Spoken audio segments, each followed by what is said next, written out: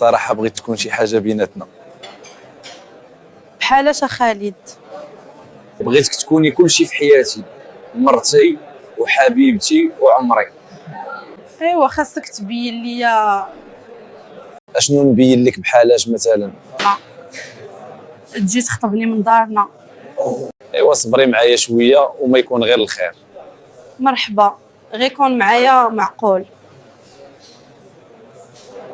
الحمد لله انا معقول، ما يخصك والو معايا. ايوا هادشي اللي بغيت. نشربوا القهوه ديالنا باش نمشيو. واخا الزين.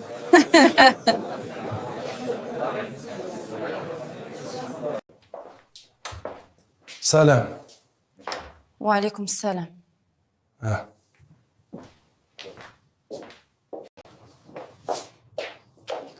مال هذا دايز ما مسوقش ليا وما عاجبو حال. مال هذا الراجل عندي.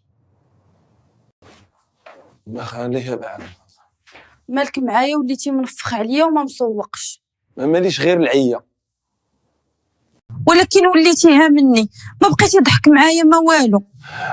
راني عيان بالخدمه، واش فهمتي؟ حشومه عليك، انت عارفني كنبغيك وما بغيتش نشوفك مقلق. ما مقلقش، غير سيري. قول لي الصراحه خالد، واش ما بقيتش عاجباك؟ سيري تنعسي حسن ليك. ومشكله مع هادي، انا ما راشقاش ليا معاك هاد الليله، غير هنيني.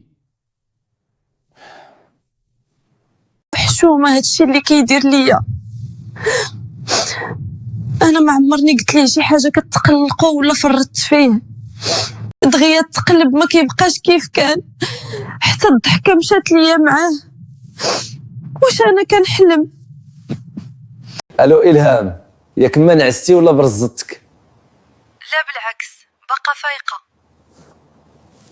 لاباس عليك بعدا؟ امورك بخير؟ لاباس الحمد لله. الحمد لله. وملي انتي بخير داكشي اللي بغيت. الله يحفظك ليا. يلا انا غنعس نرتاح شويه حتى الصباح ان شاء الله. واخا تصبح على خير. الامور تعقدت بزاف عند كوثر وخالد. تابعونا على قناه ترند اف اكس.